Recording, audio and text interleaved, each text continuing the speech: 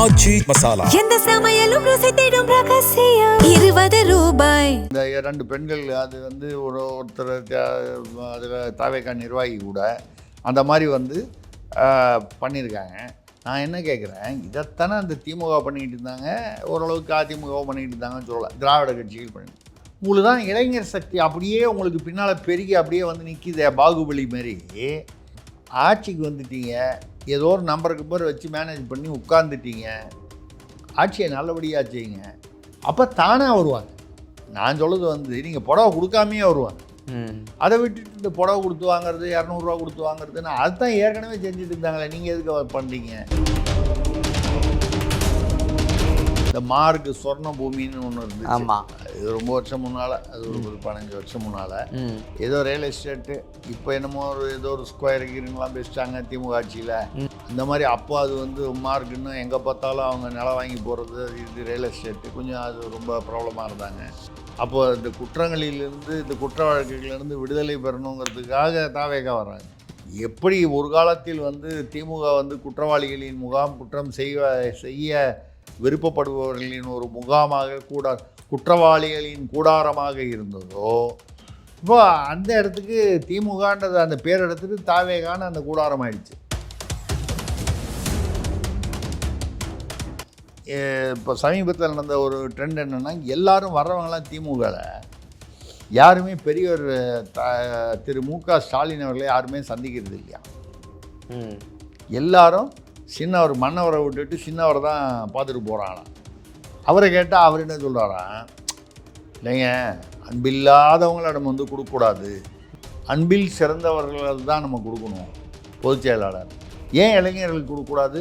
அது ஏன் ஒரு 70 வயசுக்கு மேலானால் தான் பொதுச் செயலாளர்? இப்படி வரும்பொழுது என்ன பிரச்சனை வருதுன்னா, இந்த சீனியர் பூரா அடிபட்டுறாங்க.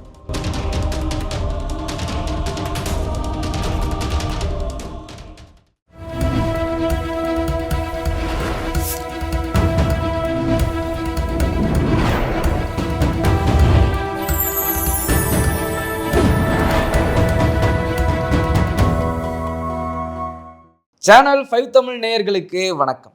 திருசக்தியாரின் கேள்வி பதில் நிகழ்ச்சியில் உங்களை சந்திப்பதில் மகிழ்ச்சி அடைகிறேன். சார் தயாராக இருக்காரு, வாங்க கேள்விகளை கேட்கலாம். சார் வணக்கம். வணக்கம், சொல்லுங்க. கேள்விகளை ஆரம்பிச்சிருவோமா சார்? ஆரம்பிச்சிருவோம். முதல் கேள்வி தஞ்சையிலிருந்து தாஜிதீன் கேட்கிறார். அதிமுகவிலிருந்து விலகிய 4 எம்எல்ஏக்கள் இடைத்தேர்தலில் போட்டியிட தடை விதிக்க வேண்டும் என்று உச்சநீதிமன்றத்தில் ஒருவர் மனு செய்திருக்கிறாரே, இது சாத்தியமா? இது வரைக்கும் உள்ள தேர்தல் ஆணையத்து நமக்கு தெரிஞ்ச விதிமுறைகள்லாம் அப்படி எதுவும் இல்லை. ஆனால் உச்ச நீதிமன்றத்தில் யாரோ சீனிவாசனா யாரோ ஒருத்தர் வழக்கறிஞராக யாரும் தெரியல, அவர் யாரோ பண்ணுங்க, அதில் வந்து ஒரு நியாயம் இருக்குது அப்படிங்கிறத வரைக்கும் நம்ம சொல்ல முடியும். ஆனால் நியாயம் வேறு, சட்டம் வேறு. ஆமாம், சமயத்தில் நியாயம் வேறு, சட்டம் வேறு, நீதி வேறுன்னு அது வேறு வித்தியாசமாக இருக்கும். நம்ம அதெல்லாம் போல் நியாயம் தர்மங்கிறது வேறு, அது நீதின்னு வரும்போது அது டெக்ஸ்ட் புக்கு மாதிரி தான். அந்த புத்தகங்களுக்குள்ளே அந்த அந்த அந்த இதில் வந்தால் தான் அது. நீங்கள் என்ன தான் அது நியாயம்னாலும் அந்த புக்குக்குள்ளே வரலன்னா, சிலபஸுக்குள்ளே வரலன்னா ஒன்றும் வராது. இப்போ பார்த்தீங்கன்னா ஒரு மாதத்துக்குள்ளே 21 நாளில் என்ன கொள்கை, நம்ம ஏற்கனவே கூட பேசுகிறோம், கொள்கை கோட்பாடு இப்போ மாறி போச்சு. அதிமுகலேருந்து இங்கே தாவேகா கொள்கையை பிடிச்சி போச்சு, அதிமுக கொள்கை புளிச்சு போச்சு, இங்கே பிடிச்சி போச்சு, அங்கே புளிச்சு போச்சு அப்படின்னு வந்து மாறினாங்க. அந்த கடைசியில் தேர்தல் நாளில் வந்து இவங்களுக்கு வந்து சீட்டு கொடுக்குற வரைக்கும் அதிமுக கொள்கையெல்லாம் நல்லா தான் இருந்துச்சு. அந்த தலைமையும் ஏற்றுக்கிற மாதிரி தான் இருந்துச்சு. அவர் எடப்பாடியோ யார் தலைமை, எடப்பாடி தான் தலைமை, அது ஒன்றும் பிரச்சனை இல்லை. ஆனால் இங்கே 21 நாளில் அதுக்குள்ளே தலைமையும் சரியில்லை, கட்சியும் சரியில்லை, கொள்கையும் சரியில்லை, கோட்பாடும் சரியில்லை. இது பிரமாதமாக இருக்குது. இது ஒரு உதாரணத்தை நம்ம வந்து சொல்கிறது கொஞ்சம் வித்தியாசமாக சொல்கிறோம், புரியறதுக்காக சொல்கிறோம். ஒருத்தன் வந்து கல்யாணம் கட்டுறான் ஒரு பொண்ணை, ஏதோ ஒரு 5 வருஷம் 10 வருஷம் பொறுத்து, 2 வருஷம் பொறுத்து, 4 வருஷம் பொறுத்து எதிர் வீட்டில் இருக்கிற பொண்ணை பார்த்தா கொஞ்சம் இன்னும் இதை விட பெட்டராக தெரியுதுன்னு சொல்லி அது கூட ஓடி போகிறான். அப்படிங்கிறது என்ன சொல்கிறது, திருமணம் கடந்த உறவு, திராவிட ஸ்டைலில் சொல்லணும்னா அப்படி சொல்லலாம். அது சரின்னு நம்ம சொல்லலை, அது நியாயம்னு நம்ம சொல்லலை. அட்லீஸ்ட்டு ஒரு கொஞ்சம் ஏதோ வாழ்ந்து பார்த்தான், சரியாக வரல, அது அது ஏதோ அவனுக்கு அது பெட்டராக தோணுச்சு, இப்படி ஏதாவது அதில் ஒரு நியாயப்படுத்தல் செயற்கையாவது நியாயப்படுத்தணும், படுத்தலாம். கல்யாணம் 21 நாள்லேயே வந்து ஏற்று விட்டு பொண்ணோட ஓடி போயிட்டான்னு வைங்க, அப்போது யார் சரியில்லை அப்படிங்கிறத பொதுவாக நம்மளே முடிவு பண்ணிக்கலாம். இவன் முதலேருந்து இவன் வந்து எப்படிப்பட்ட ஆட்கள்னு நம்ம பொதுவாக சொல்கிறோம். இந்த 4 எம்எல்ஏவை பற்றி நம்ம பேசலை. பொதுவாக ஒரு அரசியல்வாதினா எப்படி இருக்கணும், மக்கள் எப்படி எதிர்பார்ப்பாங்க, என்ன கேள்வி கேட்பாங்க. இப்போ என்னன்னால் ஒரு தேர்தல்லையும், அதாவது ஒரு தொகுதியில் தேர்தல், சட்டமன்ற தேர்தலை நடத்துறதுக்கு தேர்தல் ஆணையம் கிட்டத்தட்ட 5 கோடி ரூபா செலவு பண்ணுங்க. நீங்கள் பாட்டில் வந்து ஏதோ சொல்கிற மாதிரி நீங்கள் ராஜினாமா பண்ணிவிட்டு அடுத்தது தேர்தல் வரணுன்னா இந்த 5 கோடி யார் தலையில்? மக்களுடைய வரி பணம் தானே. தேர்தல் ஆணையம்னா என்ன, அதை என்ன அவங்க என்ன எங்கேருந்து கொண்டு வராங்க? அது மக்களுடைய வரி பணம் தானே, அரசு பணம், மக்கள் வரி பணம் தானே. இந்த 5 கோடி யார் கொடுக்க? அவன்கிட்ட வசூல் பண்ணுமா இல்லையா?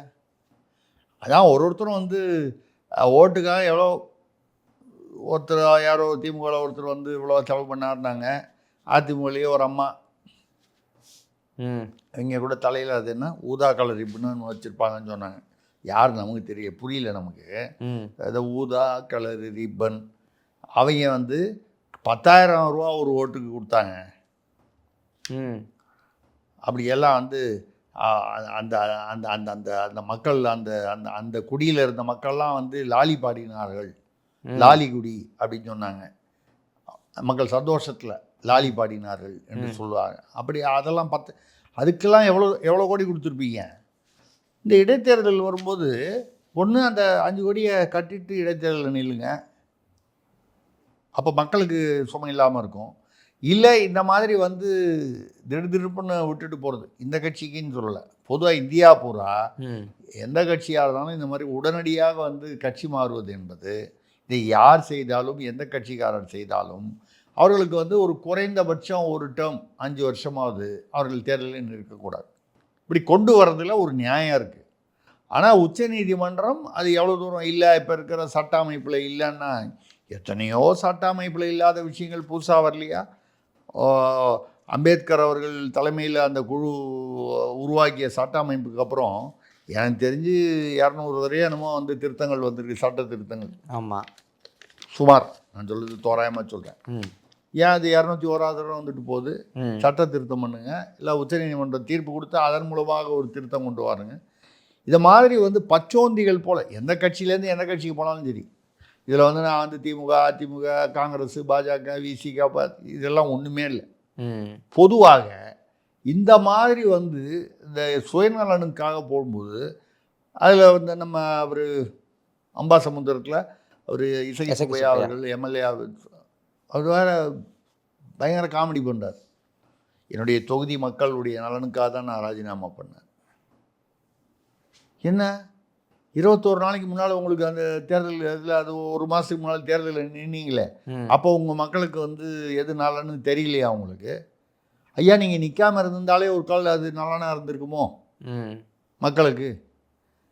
அப்போது இப்போ தான் அவங்களுக்கு மக்கள் நலன் தெரிஞ்சுதா? ஒரு மாதத்துக்கு முன்னால் தெரியலையா? இல்லை என்ன சும்மா ஒரு மக்களை வந்து ஏதோ ஒரு என்ன சொன்னாலும் ஏற்றுப்பாங்க, ஏதோ இந்த வடிவேல் படத்தை சொல்கிற மாதிரி எவ்வளவு அடித்தாலும் இவன் தாங்குவாயா, ரொம்ப நல்லவன்னு சொல்லி அடித்தாங்க, அந்த மாதிரி தானே நீங்கள் மக்களை நினைத்து விட்டீர்கள்.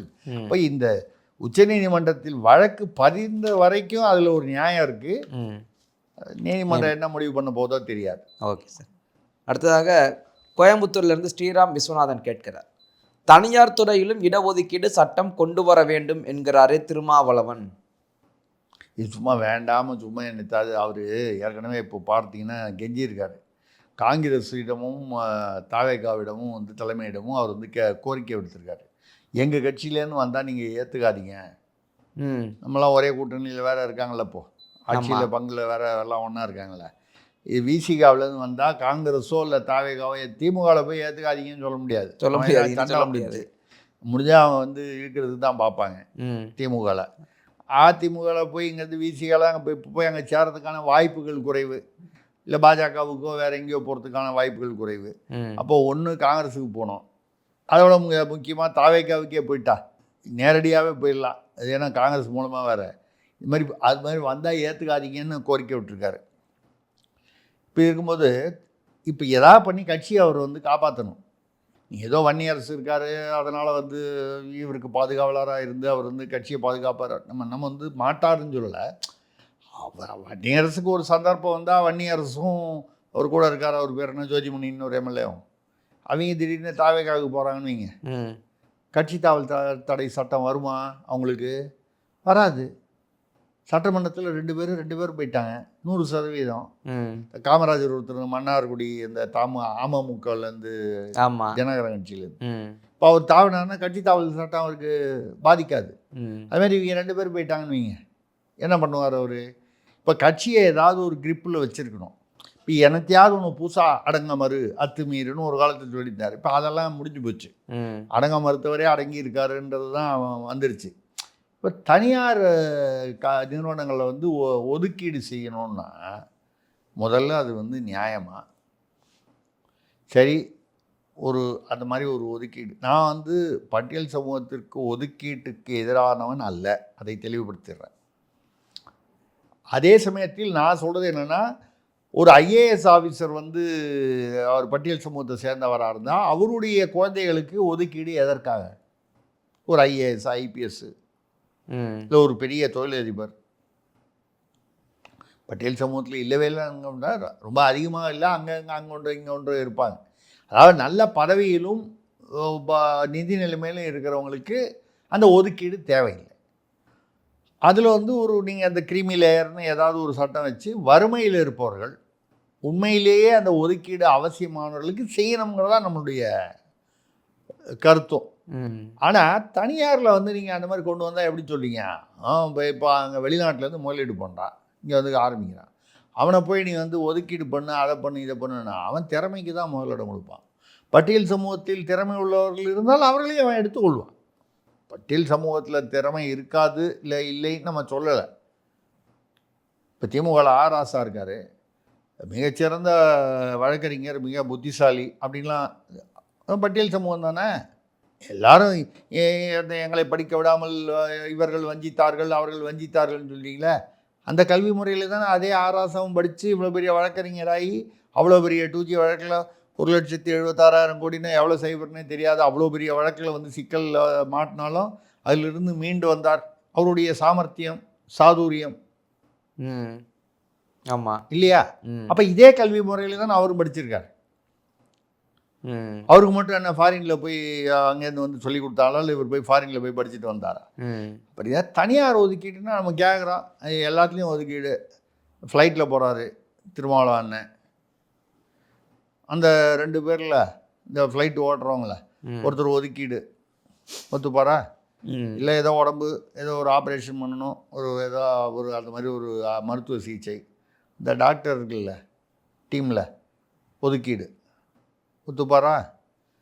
அப்போ மட்டும் வந்து அவர் திறமை உள்ள டாக்டரா, அனுபவம் உள்ள டாக்டரா, கைராசி உள்ளவரா, இதெல்லாம் பார்க்குறீங்களே. சாதி பார்க்குறீங்களோ இல்லையோ அதை பார்ப்பீங்கல்ல. திறமை, அனுபவம், ஏன்னா அது உங்கள் உயிர். ஆனால் பொதுவான விஷயத்தில் வரும்போது இது தேவையில்லாத ஒரு பிரச்சனை. இது தனியார்கள் எந்த காலத்திலும் ஏற்றுக்கொள்ள மாட்டார்கள். அவர்கள் உள்நாட்டு முதலாளிகளாக இருந்தாலும் சரி, வெளிநாட்டு. இது வந்து ஏன் இப்போ அதை கிளப்புறாருன்னா, இவருக்கு இப்போ இந்த கட்சியை வந்து எப்படி வந்து கிரிப்பில் வைக்கணும், இல்லைன்னா கை நழுவி போயிடும் போல இருக்குது கட்சி.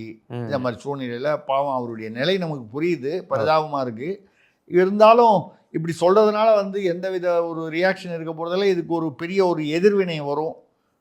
உங்களுக்கு இந்த இடைநிலையில் இருக்காங்க, ஓபிசி, எம்பிசி, என்ன இவங்கெல்லாம் எதிர்ப்பாங்க. அது ஒரு இன்னும் கொஞ்சம் பிரச்சனையாக வரும். எதுக்கு இந்த வேண்டாத வேலை இருக்குது? Okay sir. அடுத்ததாக செங்கோட்டையிலிருந்து அழகேசன் கேட்கிறார், ஸ்ரீவைகுண்டம் பகுதியில் வேலை வாங்கி தருவதாக சொல்லி ஸ்ரீவைகுண்டம் தாவேகா எம்எல்ஏ சரவணனின் சக நிர்வாகிகள் 2 பெண்களை பாலியல் வன்முறை செய்ததாக புகார் வந்துள்ளது. அதுதான் எதாரமா அவர் பேர் என்னமோ அன்னை சரவணன்னு சொல்கிறாங்க. அன்னை சரவணன், அண்ணன் சரவணன். அவர் வந்து அது வேறு இல்லாமல் அவர் வந்து திருட்டு லாட்ரி வேறு விற்கிறாராம். வந்துச்சாவா? அது எங்கே? அங்கே தானே இருக்கு. ஓ, எப்போ வந்துச்சான்னு கேட்குறீங்களா? ஆமாம், ஆல்ரெடி அங்கே தான் இருக்குது. முன்னாலே இருந்துச்சு, இப்போ இன்னும் பல்கி பெருகுது. இப்போ வந்து நாங்கள் வந்து முன்னாலெல்லாம் வந்து பயந்து விற்க வேண்டியிருந்தது. இப்போ கிளைகளாக வந்து ஓப்பன் பண்ணிட்டோம் நாங்கள். லாட்ரி அடிப்படையாக வைத்து தானே வந்து எல்லாமே நடக்குது. அப்படி இருக்கும்போது அதனால் வந்து அவர் திருட்டு லாட்ரி விற்கிறாரு அப்படின்னு சொல்லி அவர் மீது ஒரு குற்றச்சாட்டு. அப்புறம் இந்த 2 பெண்கள் அது வந்து ஒருத்தர் அதில் தாவேகா நிர்வாகி கூட அந்த மாதிரி வந்து பண்ணியிருக்காங்க. என்னன்னால் இது மாதிரி நிறைய நடக்குது. நாகையில் பார்த்திங்கன்னா ஒரு மாவட்ட செயலாளர் தாவேகா, அவர் பேர் கரிகாலன்னு என்னமோ, நில ஆக்கிரமிப்பு பண்ணியிருக்காரு. இதே மாதிரி திருச்சியில் ஒரு தாவேகா நிர்வாகி பாரதி என்னமோ, அவர் ஏதோ ஒன்று ஒரு தவறு இதே மாதிரி இந்த பாலியல் விஷயமாக ஏதோ பண்ணியிருக்காரு. வேறு தூத்துக்குடியில் 72 லட்ச ரூபா நில மோசடி ஒரு தாவேகா நிர்வாகி. இன்னொரு இடத்துல ஒரு பெண் நிர்வாகி தாவேகா நிர்வாகி 9 லட்ச ரூபா மோசடி. இப்படி முன்னால் இருந்த ஆட்சிக்கும் இதுக்கும் ஒன்றும் பெரிய வித்தியாசம் தெரியல. இப்போ கூட சமீபத்தில் திருவொற்றியூர் சென்னையில் அங்கே வந்து மற்ற கட்சிகளிலிருந்து மாற்று கட்சிகளிலிருந்து வந்து தாவேகாவில் இணைப்பவர்களுக்கு ஒரு விழா. வழக்கமாக திமுகவில் தான் நடத்துவாங்க, சில சமயம் அதிமுகலையும் நடத்துவாங்க. பெரும்பாலும் திமுகலையும் சமயங்களில் அதிமுகலையும் நடத்தியிருக்காங்க. இப்போ எல்லோரும் தாவேகாவை நோக்கி தானே வராங்க. அப்படி வரும்போது அதுக்கு ஒரு விழா. அந்த விழாவில் என்னன்னு கேட்டால் டோக்கன் கொடுத்து யாரெல்லாம் வந்து நாங்கள் வந்து தாவேகாவில் இணையிறோமோ அந்த டோக்கனை வச்சு அவங்களெல்லாம் புடவை இனம். இது முதல்ல டோக்கனை நிறைய கொடுத்து விட்டாங்க போல் இருக்குது. அப்புறம் இந்த புடவை கொடுக்கும்போது ஏதோ கொஞ்சம் கம்மியாகிடுச்சு போல இருக்குது. சில பேருக்கு கிடைக்கல. ஒரே தள்ளுமுள்ள அடிக்கடி கலாட்டா. எங்கே? சென்னை திருவொற்றியூரில். நான் என்ன கேட்குறேன், இதைத்தானே அந்த திமுக பண்ணிக்கிட்டு இருந்தாங்க, ஓரளவுக்கு அதிமுக பண்ணிக்கிட்டு இருந்தாங்கன்னு சொல்லலாம். திராவிட கட்சிகள் பண்ணி இந்த புடவை கொடுக்கறது, இந்த பணம் கொடுக்கறது, உங்களுக்கு தான் இளைஞர் சக்தி அப்படியே உங்களுக்கு பின்னால் பெருகி அப்படியே வந்து நிற்கிதே பாகுபலி மாரி. எதுக்கு இந்த வெளிக்கட்சியிலேருந்து வரவங்கெல்லாம் புடவை கொடுத்து டோக்கன் கொடுத்து புடவை கொடுத்து அவங்கள வந்து கட்சி மாற்றணும்? அப்போ உங்களுக்கும் அந்த திராவிட கட்சிகளுக்கும் என்ன வித்தியாசம்? இந்த குற்றங்களை வச்சுன்னு சொல்கிறேன். இந்த பணம் அவங்க 200 ருபீஸ் கொடுத்தா அவங்கள ஊபிஸ்ன்னு சொன்னீங்களே. ஆமாம், நம்மளும் தான் சொன்னோம். இல்லை அவங்க தான் சொன்னாங்க, நம்ம சொல்லலாம், எல்லோரும் தான் சொன்னோம். விமர்சனம் வந்ததா இல்லையா? பொதுவான விமர்சனம். அப்படி இருக்கும்பொழுது நீங்கள் புடவை கொடுத்து அப்படி மாற்று கட்சியிலேருந்து கூப்பிட வேண்டிய அவசியம் என்ன? அது என்ன பண்ணுவாங்க, இந்த புடவை வரணுங்கிறதுக்காக எந்த கட்சியிலேருந்து வரமா? அதிமுகலேருந்து வரேன். எந்த கட்சியிலேருந்து வரமா? திமுகலேருந்து வரேன். உண்மையிலே திமுகவில் இருந்தாங்களா இல்லையாங்கிறது இல்லை. இன்றைக்கி அவங்க மாற்று கட்சியினர் 1500 பேர் இணைந்தார்கள் இப்படின்னு ஒரு விளம்பரம் தேவையா? அது ஆட்சிக்கு வந்துட்டீங்க, ஏதோ ஒரு நம்பருக்கு பேர் வச்சு மேனேஜ் பண்ணி உட்கார்ந்துட்டீங்க, ஆட்சியை நல்லபடியாக செய்யுங்க. அப்போ தானாக வருவாங்க. நான் சொல்கிறது வந்து நீங்கள் புடவை கொடுக்காமையே வருவாங்க. அதை விட்டுட்டு இந்த புடவை கொடுத்து வாங்குறது, 200 கொடுத்து வாங்குறதுன்னு அதுதான் ஏற்கனவே செஞ்சுட்டு இருந்தாங்களே, நீங்கள் எதுக்கு பண்ணுறீங்க? அது சரி, ரைட்டு, அவங்களுக்கா புரிஞ்சாதான். Okay sir. அடுத்த ஸ்ரீரங்கத்திலிருந்து மைத்திலி ராகவன் கேட்குறாங்க, நார்வே நாட்டு இளவரசி நுரையீரல் மாற்று சிகிச்சைக்காக பொதுமக்களோடு வரிசையில் காத்திருக்கிறாராமே. அந்த நாட்டு இளவரசிக்கு அவங்க நுரையீரலில் ஏதோ பிரச்சனை போட்டிருக்கு. ஆமாம், அது நுரையீரல் மாற்று, இந்த இதய மாற்றுன்ற மாதிரி மாற்று சிகிச்சை, டிரான்ஸ்பிளான்ட்டுன்னு சொல்லுவாங்க. அது வந்து அவங்க நினச்சா ஒரே நாளில் அது யார் இறந்து போனோம், அதை சில சமயம் இந்த பிரெயின் டெத்துன்னு சொல்லுவாங்க, மூளைச்சாவு, அந்த மாதிரி இருக்கிறவங்க அந்த கிட்னி, அந்த இதயம், நுரையீரல்லாம் வந்து அவங்ககிட்ட எடுப்பாங்க. அது எடுக்கக்கூடிய இது உண்டு. ஏன்னா உயிரோடு இருக்கிற மனிதர்கிட்டேருந்து நுரையீரல் எடுக்க முடியாது. கிட்னி ஒரு கிட்னியும் எடுக்கலாம், சிறுநீரகம். ஆனால் நுரையீரல் அப்படி இல்லை. அப்படி வரக்கூடியதில் வந்து அவங்களுக்கு இளவரசின்னா முதல் உரிமை. நம்ம ஊரில் கவுன்சிலர் இருந்தாலே வந்து முதல் உரிமை கேட்பார். அதுக்கு வந்து அவருக்கு இன்ஃப்ளூயன்ஸ் பண்ணி வாங்கிட்டு போயிடுவார். அந்த அம்மா வந்து அதுக்கு ஒரு லிஸ்ட் இருக்குது. அங்கே நார்வே நாட்டில் ஒரு மாதத்துக்கு இந்த மாதிரி வந்து நுரையீரல் மாற்றுங்கிறது ஏதோ ஒரு 3-4 தான் நடக்கும் போல இருக்குது. வருஷத்துக்கு 30-40 தான் நடக்கும் போல இருக்குது. சின்ன நாடு தானே, ஐரோப்பிய நாடு, நல்லா பணக்கார நாடு. ஆனால் சைஸில் ரொம்ப சின்ன நாடு, மக்கள் தொகை கம்மி.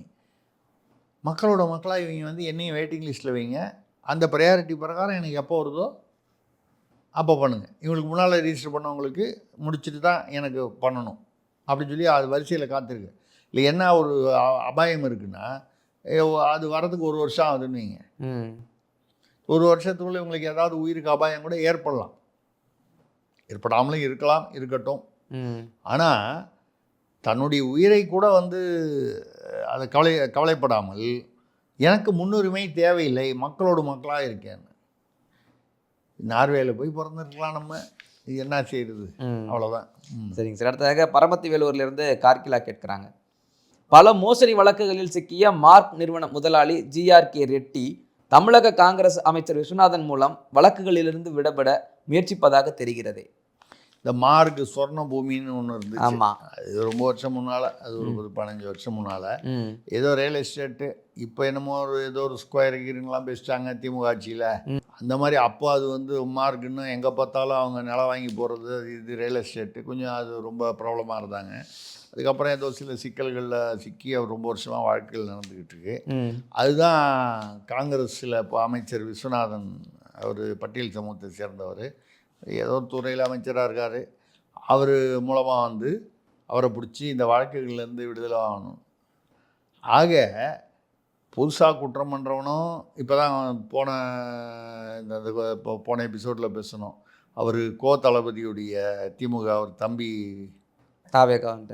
கோஹாரி, அவர் வந்து அதை மூடப்பட்ட தடை செய்யப்பட்ட குவாரியை நடத்துறதுக்காக இங்கே வந்துட்டாருன்னு. அப்போ இந்த குற்றங்களிலிருந்து, இந்த குற்ற வழக்குகளிலிருந்து விடுதலை பெறணுங்கிறதுக்காக தாவேகா வர்றாங்க. எப்படி ஒரு காலத்தில் வந்து திமுக வந்து குற்றவாளிகளின் முகாம், குற்றம் செய்ய விருப்பப்படுபவர்களின் ஒரு முகாமாக குற்றவாளிகளின் கூடாரமாக இருந்ததோ, இப்போ அந்த இடத்துக்கு திமுகன்றது அந்த பேர் எடுத்துட்டு தாவேகான்னு அந்த கூடாரம் ஆயிடுச்சு. தப்பு பண்ணுறவனும் அங்கே தப்பு பண்ணுறவன், பண்ணணும்னு நினைக்கிறவன், ஏற்கனவே பண்ணி அதிலிருந்து வெளியில் வர்றவன் எல்லாரும் அங்கே தான் போய் நிற்கிறாங்க. இதில் அவர் வித்தியாசமாக வந்து தாவேகாவில் உள்ள அமைச்சர் யாரையும் பார்க்காம காங்கிரஸில் அவருக்கு யாராவது வேண்டியவர்கள் இருக்கலாம், நடுவில் இருக்கலாம். ஆக இந்த ஆட்சி ஏதோ மாற்றம்னு சொன்னாங்க, அதுதான் மக்கள் அது மாற்றமா அப்படிங்கிறது, அது மாற்றமா தடுமாற்றமா ஏமாற்றமாங்கிறத மக்கள் தான் முடிவு செய்ய வேண்டும். அடுத்ததாக பொன்னேரியிலிருந்து எட்டியப்பன் கேட்கிறார், நாகை அருகே வீடு புகுந்து மூதாட்டியிடம் நகை பறித்த தாவேக்கா நிர்வாகியை கிராம மக்கள் மரத்தில் கட்டி வைத்து அடித்திருக்கிறார்களே. இப்போ தான் அதை பற்றி பேசணும். இல்லை சார், தாவேக்காவா வருது, நான் சொல்லுது இப்போ தான் பேசணும். இந்த தப்பு பண்ணுறவங்களாம் போய் தாவேக்கா, இது வந்து ரொம்ப சாதாரண விஷயங்க.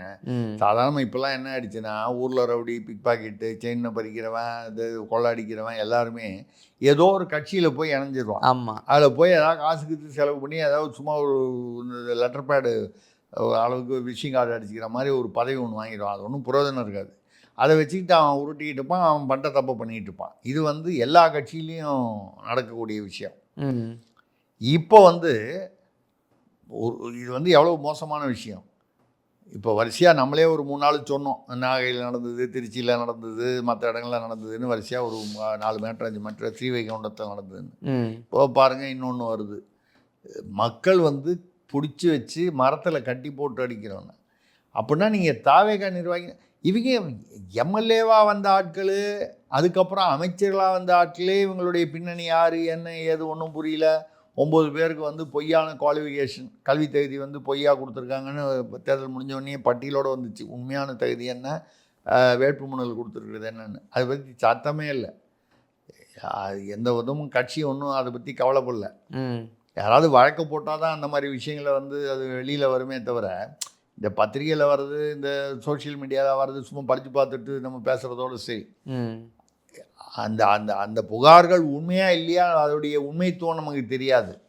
ஆனால் இப்படி மரத்தில் அடித்து கட்டி போகிற அளவுக்கு ஒரு இருக்குன்னா, கட்சி வந்து ஒரு ஒரு ஒரு சரியான ஒரு பாதையில் இன்னும் செட் ஆகலை. நீங்கள் நிர்வாகிகள்லாம் ஓரளவுக்காவது ஒரு ஸ்கேனிங் பண்ணணும். அது புதுசாக வந்திருக்கீங்க, ஏற்கனவே இருந்தால் அவங்க வந்து தெரிஞ்சே வச்சுருப்பாங்க. ஆமாம், யார் அங்கே பிரமாதமாக ஊழல் பண்ணுறாருங்க அந்த கட்சியில், அவரை எப்படியாவது நம்ம கட்சியில் கூட்டுவோம். அப்படி வந்தவங்க தான் நிறைய பேர் திமுகவில் இருக்காங்க. உங்களுக்கு புரியும் நான் என்ன சொல்கிறேன். அதிமுகவில் வந்து யார் சிறந்த முறையில் ஊழல் பண்ணுறாங்கன்னு பார்த்து அந்த ஆட்சியில் அதுலேருந்து சூஸ் பண்ணி கூட்டு வந்தவங்க லிஸ்ட்டு தான் இங்கே நிறைய பேர் திமுக அமைச்சர்களாங்க. அது வேறு formula. Choose the best corruption. ஆமாம், யார் வந்து ஊழலில் சிறப்பாக இருக்காங்க, திறமையாக இருக்காங்களோ அவளை நம்மகிட்ட கூட்டு வந்தோம். ஆமாம், அதனால் வந்து அது வேறு ஃபார்முலா, திராவிட ஃபார்முலா.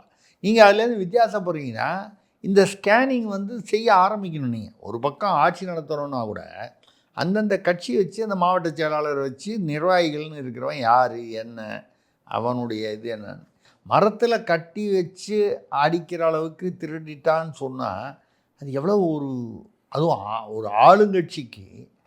அப்புறம் நீங்கள் அவனை வந்து இடைநீக்கம் பண்ணுவீங்க, இல்லை வந்து அடிப்படை உறுப்பினர்லேருந்து நீக்கம் பண்ணுவீங்க, அதெல்லாம் பண்ணுவீங்க. பட் அவன் தாவேகான்னு பேர் வரும்போது கட்சி பேர் கெட்டு போகுது. இதெல்லாம் விஜய் முதல்வர் அவர் காது வரைக்கும் போகுதா, போக விட்றாங்களா, இல்லை ஜெயலலிதா ஆட்சி காலம் மாதிரி அது போக விடாமல் நடுவுலையே தடுக்கப்படுதான்னு தெரியல. பார்ப்போம். Okay sir.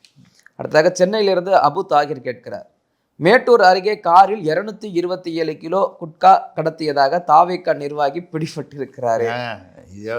தாவேகாவை பற்றி படமறைந்து இல்லை தாவேகாவை பற்றி படமறைந்து பாகங்களை குறிக்கிற மாதிரி நீங்கள் வந்து அப்படி வரிசையாக வந்து கேள்வி வருது. ஆமாம் ஆமாம்.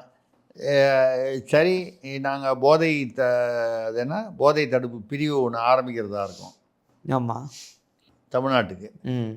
ஆனால் எங்கள் கட்சிக்காரங்களுக்கு அதில் விதிவிலக்கு போல் இருக்குது.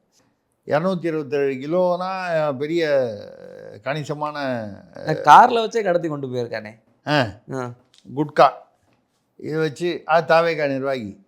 அதுதான் சொல்கிறோம். நம்ம அங்கே எப்படி வந்து திமுக இருக்கும்போது குற்றம் செய்வதற்கான லைசன்ஸாக அது இருந்ததோ திமுக உறுப்பினருங்கிறது, அதே மாதிரி இங்கே தாவேகா நிர்வாகினா அது போதைப் பொருளோ இல்லை பாலியல் வன்முறையோ இல்லை வீடு பூந்து திருடுறதோ இப்படி எதுவாக இருந்தாலும் இப்படி வர்றது வந்து நீங்கள் மற்றொரு திமுகவோட இன்னொரு வடிவம் என்பதைத்தான் மக்கள் வந்து புரிந்து கொள்வார்கள்.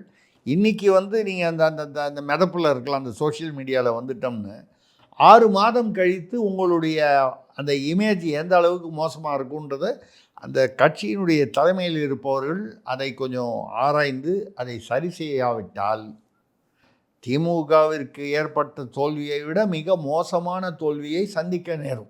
இன்றைக்கி இல்லைன்னா கூட ஒரு நாள். ஏன்னா திமுகவில் இருந்த ஸ்ட்ரக்சர் உங்கள்கிட்ட இல்லை.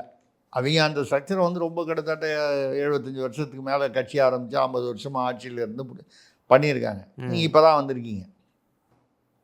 ஸ்ட்ரக்சர் இல்லாமல் நீங்கள் இப்படியெல்லாம் இவ்வளோ குற்றங்கள்லாம் நிகழ்றது எப்படின்னா, இந்த மேல் மரத்தில் உட்காந்து அடிமரத்தை வெட்டுவான் பாருங்க, அந்த கதை அந்த மாதிரி இருக்குது. பார்ப்போம்.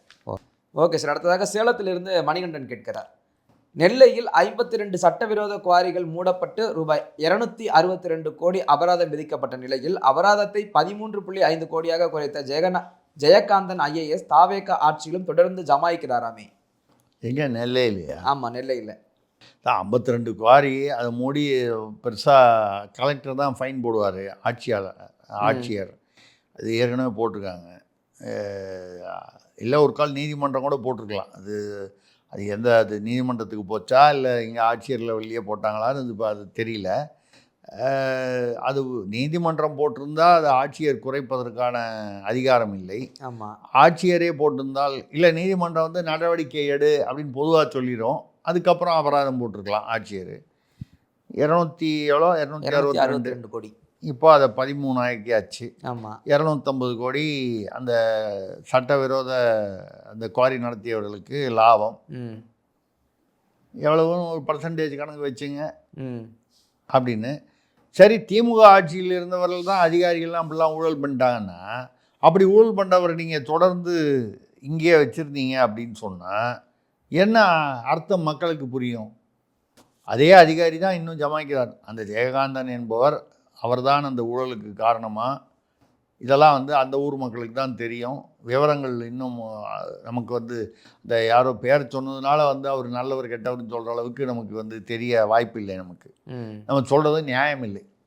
ஆனால் அவர் மீது புகார்களும் குற்றச்சாட்டுகளும் ஏற்கனவே இருந்தது என்றால் இந்த ஆட்சி வந்தவுடனே அவரை வந்து மாற்றிருக்கணும், வேறு யாராவது ஒருத்தர் நேர்மையானவரை போடணும்.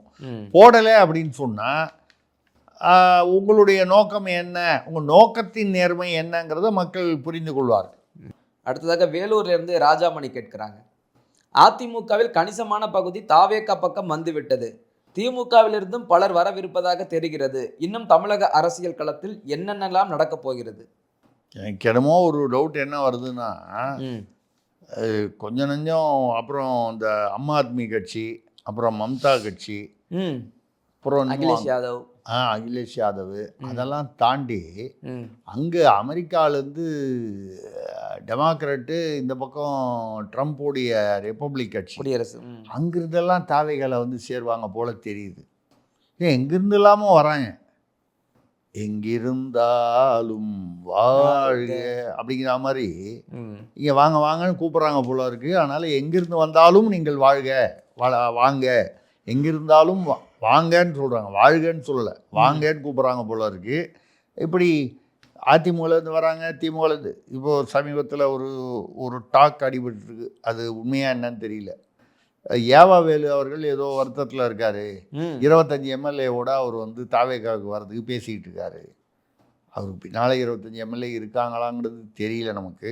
அது வந்தால் தான் தெரியும். இப்போ வேலுமணி கூட தான் 32 பேரோட வருவேன்னு சொல்லி வந்தார். கடைசியில் 25 ஆகி அது எங்கேயோ குறைஞ்சி 4 நின்று போச்சு. பாக்கியெல்லாம் திரும்பி போயிட்டாங்க. வரும்போது அப்படி தான் எல்லாம் ஒரு நம்பிக்கையோடு வருவாங்க. இங்கே வந்து பதவி எதாவது கிடைக்கும்னா சரின்னு பார்ப்பாங்க. கிடைக்காதுங்கிற ஒரு ஒரு சந்தேகம் வரும்போது இப்போ திரும்பி போயிடுவாங்க. இது எல்லா கட்சிக்கும் பொதுவான விஷயம். அந்த மாதிரி திமுகவிலிருந்தும் வந்து ஏவாவேலு ஏதோ சில வருத்தங்களில் அவருக்கு ஏதோ அவர் செலவு பண்ண 1000 கோடி பணம் திரும்பி கொடுக்கல தலைமை. திமுக தலைமை எங்கேருந்து கொடுக்கும்? எந்த காலத்தில் கொடுத்துருக்கு? புரிய வேணாமா? அதிமுகலேருந்து வந்தவர் அவர் இருந்தால் கூட திமுகவுடைய தன்மையை தெரிந்து கொள்ள வேண்டாமா? அது தெரியாமையே அவ்வளோ வருஷம் அங்கே குப்பை கொட்டினார். சரிட்டு வேறு ஏதாவது வருத்தங்கள் இருக்கலாம் நமக்கு தெரியாதது கூட. அந்த மாதிரி எல்லா கட்சிகள்லேருந்தும் வராங்கன்னு சொல்கிறாங்க. இப்போது அநேகமாக வந்து இப்போது திமுகலேருந்து கட்சி ஆரம்பித்த போது அதிமுகன்னு போட்டாங்க. அப்புறம் அதே பேரில் யாரோ கிட்டத்தட்ட ஆரம்பித்து யாரோ அதுலேருந்து பிரிஞ்சு போய் ஆரம்பிச்சோன்னா அனைத்திந்திய அண்ணா திராவிட முன்னேற்றங்கள் அப்படின்னு மாற்றினாங்க. முதல்ல பார்த்திங்கன்னா வெறும் அதிமுக தான். அப்புறம் தான் அதிமுகன்னு வந்தது. அப்புறம் கொஞ்சம் பின்னால் அது மாதிரி இப்போ தாவேகாங்கிறத நீங்கள் அகில இந்திய தாவேகான்னு மாற்றணும், இல்லை சர்வதேசன்னு மாற்றணும். நான் சொல்கிற மாதிரி வெளியில் ட்ரம்ப் கட்சியிலேருந்தெல்லாம் வர்றாங்கன்னா நீங்கள் அனைத்துலக தமிழக வெற்றி கழகம் அப்படின்னு மாற்ற வேண்டிய ஒரு கட்டாயம் வரும் போல இருக்குது. எங்கெங்கே இருந்தெல்லாமோ வராங்க. நல்லபடி இப்போ கூட ஏதோ இந்த இது ஒன்று என்னமோ சொல்கிறாங்களே, கரப்பாம்பூச்சி கட்சின்னு ஒன்று சொல்கிறாங்க. ஆமாம், அதுலேருந்து கூட வருவாங்க போல இருக்குது. இப்போ அந்த கரப்பாம்பூச்சி கட்சியிலேருந்து, கம்பளி பூச்சி கட்சியிலேருந்து இப்படியெல்லாம் கூட யார் வந்தாலும் சேர்த்துப்பாங்க போல இருக்கீங்க தாவேகால.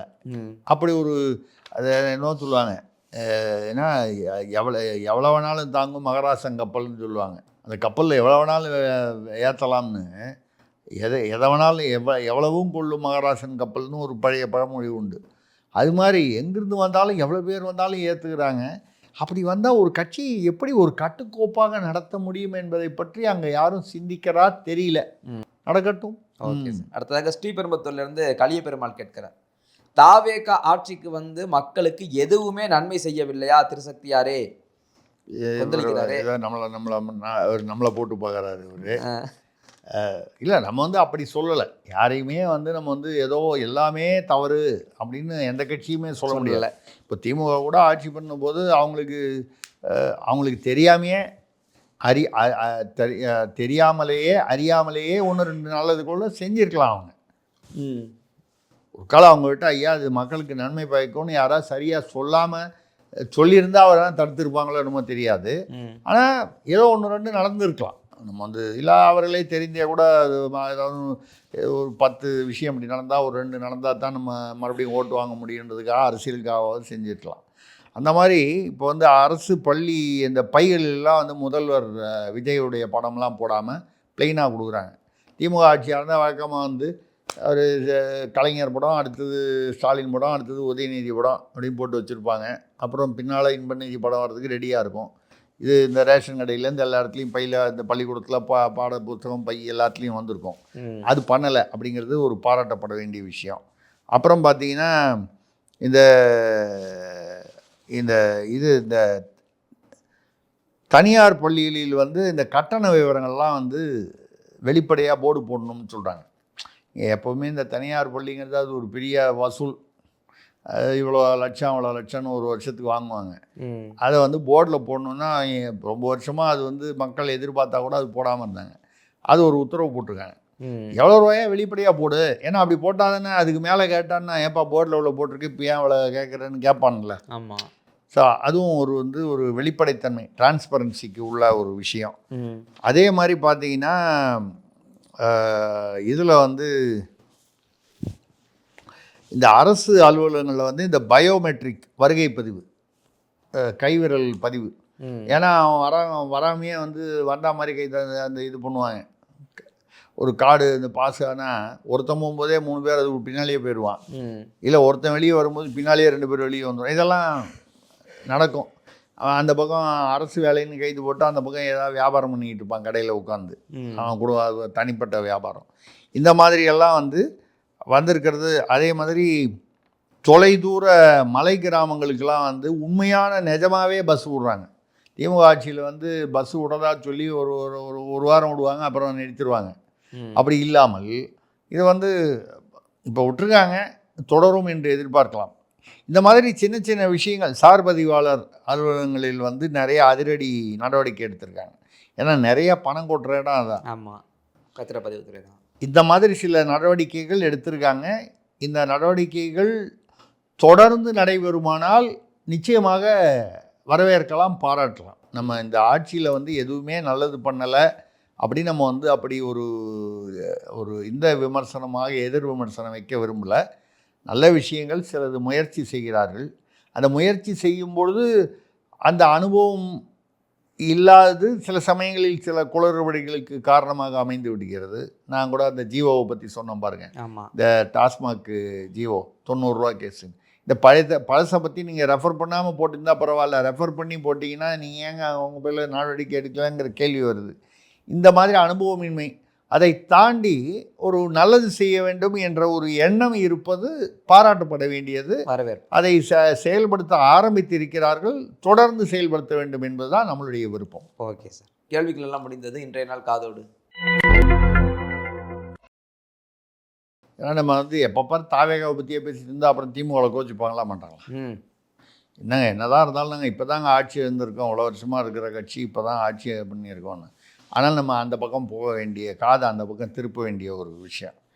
அங்கே ஏற்கனவே அவர் ஐயா துரைமுருகன் பொதுச்செயலாளர் நான் வயசாகி போச்சு ரிசைன் பண்ணுறேன்ட்டார். ஆனால் அவர் என்ன சொல்கிறாரு, நான் டிஆர் பாலு அவர்களுக்கு அது பொதுச்செயலாளர் கொடுக்குறதா இருந்தால் மட்டும்தான் ரிசைன் பண்ணுவேன், இல்லைன்னா ரிசைன் பண்ண மாட்டேங்கிறார்.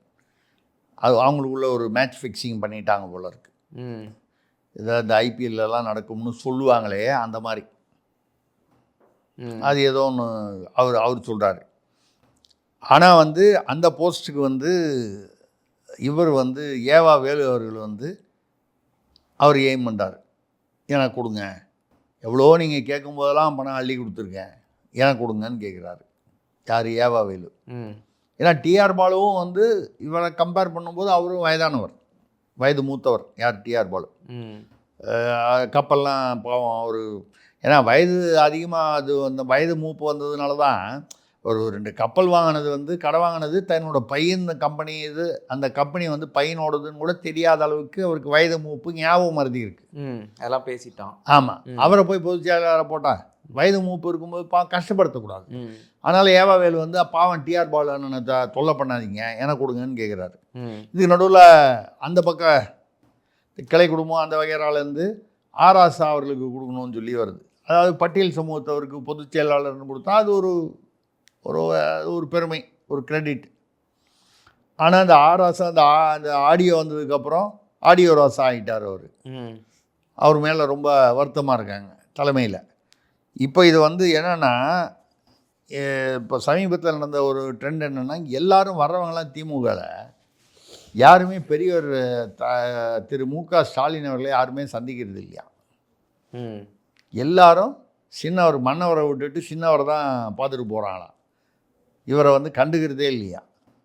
அதாவது அவர் தான் இனிமேல் அப்படிங்கிற ஒரு அர்த்தத்தில் பெரியவரை கண்டுக்காமையே, மன்னவரை கண்டுக்காமையே போயிட்டாங்க. மன்னவர்னு அப்போ சொல்லுவோம், இப்போ பெரியவர், அவரை கண்டுக்கிறதே இல்லை அப்படின்னு அவருக்கு ரொம்ப விரக்தியிலையும் வருத்தத்துலையும் இருக்காராம். எது கேட்டாலும் அங்கேயே போய் கேட்டுங்க, பையன்கிட்டே கேட்டுங்க, என்கிட்ட எதுக்கு சும்மா கேட்குற மாதிரி பாவலா காமிக்கிறீங்க அப்படிங்கிற வருத்தத்தில் சொல்லி அதான் வரும்போது அவரை கேட்டால் அவர் என்ன சொல்கிறாராம், இல்லைங்க அன்பில்லாதவங்களை நம்ம கொடுக்கக்கூடாது, அன்பில் சிறந்தவர்கள் தான் நம்ம கொடுக்கணும் பொதுச் செயலாளர். ஏன் இளைஞர்களுக்கு கொடுக்கக்கூடாது? அது ஏன் ஒரு 70 வயசுக்கு மேலே ஆனால் தான் பொதுச் செயலாளர்? ஒரு இளைஞர் கொடுக்கலாமே. இளைஞர்னா 60 வயசு வரைக்கும் இளைஞர் தானே. ஸ்டாலின் ஐயா கூட இளைஞர், நீங்கள் 60 வயசு வரைக்கும் தலைவராக இருந்தார்ல, அப்போ நீங்கள் வந்து அந்த ஏஜ் குரூப்லேருந்து அடுத்ததுக்கு இறங்குவாங்க.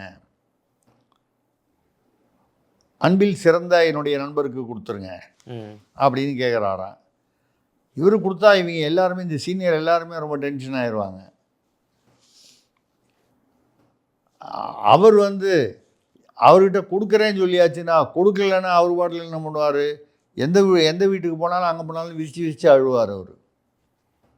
அவர் ஏற்கனவே நல்லா அழுது ப்ராக்டிஸ் பண்ணியிருக்காரு. உங்களுக்கு தெரியும், கரூர்லாம் போய் நல்லா அழுதுட்டு வந்தார். அப்படி ஒரு இந்த மாதிரி ஒரு இதில் வரும்போது பெரியவர் மன்னவர்னு சொல்லக்கூடிய அவர் மிகவும் விரக்தியில் இருக்கிறார். எதுவாக இருந்தாலும் என்கிட்ட வராதிங்கன்னு சொல்லி ஒதுக்கிறாரு. கிட்டத்தட்ட அவராகவே ஓய்வு எடுக்கிற, என்னை விட்டுருங்க அப்படின்னா அதான ஓய்வு தானே. ஆமாம். அப்படின்னு இப்படி வரும்பொழுது என்ன பிரச்சனை வருதுன்னா, இந்த சீனியர் பூரா அடிபட்டுறாங்க. இந்த சீனியர்லாம் வந்து நம்ம அவங்களாம் வயசில் இவ்வளோ வருஷமாக இருந்தாங்க, அப்போ இருந்தாங்க அப்படின்னு சொல்லக்கூடியவர் அவர் தான். அவர் தலையில் அடுத்த தலைமுறை சின்னவர் தான் முடிவு பண்ணுறாருன்னா, அவர் அன்பில் சிறந்தவர் யார், அவருக்கு வேண்டியவர் யாருன்னு பார்த்தா அந்த குரூப்லேருந்து தான் அவர் வந்து எல்லா பதவிகளுக்கும், முக்கியமான பதவிகளுக்கும் போடுவார். உள்ளாட்சி தேர்தல் ஒரு 8 மாதத்தில் வருது. இப்படி வரும்போது அங்கே முக்கியம். உள்ளாட்சி தேர்தலில் வரும்போதே கிட்டத்தட்ட யார் வந்தால் யார் மேயராக வரலாம், இதெல்லாம் ஒரு கணக்கு பண்ணி தான் போடுவாங்க. இந்த மாதிரிலாம் வரும்போது இந்த சீனியர் பூரா கிட்டத்தட்ட அவங்களுடைய இன்னிங்ஸ் க்ளோஸுன்ற மாதிரி இந்தியா கிரிக்கெட் டீம்லேருந்து இப்போது அவர் பின்ன சூரியகுமார் யாதவ் அவரை இப்போது ஒன்றும் பர்ஃபார்மன்ஸ் சரியில்லைன்னு ஒதுக்கி விட்டுட்டு ஸ்ரேயஸ் அவரை கொண்டு வந்துட்டாங்க. அந்த மாதிரி சீனியர்கள்லாம் மொத்தமாக ஒதுக்கப்படக்கூடிய ஒரு சூழ்நிலை வந்திருக்கு. இவர் பெரியவர்கிட்ட போய் வந்து அவங்களாம் வந்து என்ன இந்த மாதிரிலாம் நடக்குது, என்னை விட்டுருங்க, என்னை யாருமே மதிக்கிறது இல்லை, நான் சொல்கிறத யாருமே கேட்குறது இல்லை, என்னை வந்து பார்த்தா கூட ஒருத்தரும் வந்து என்னை வந்து விசாரிக்காமல் போயிட்டு போகிறாங்க, அப்படி இருக்கும்போது என்கிட்டயே வந்து கேட்குறீங்கன்னு ஒரு விரக்தியில் இருக்கிறதா சொல்கிறாங்க. இது வந்து அந்த கட்சிக்கு பலம் சேர்க்குமா இல்லை இன்னும் பலவீனப்படுத்துமா என்பதை பொறுத்திருந்து பார்ப்போம். ஓகே சார், காதோடும் அருமை, மக்களின் கேள்விகளுக்கான பதிலும் அருமை. அடுத்த ஒரு நேர்காணலில் சந்திப்போம் சார். நன்றி, வணக்கம்.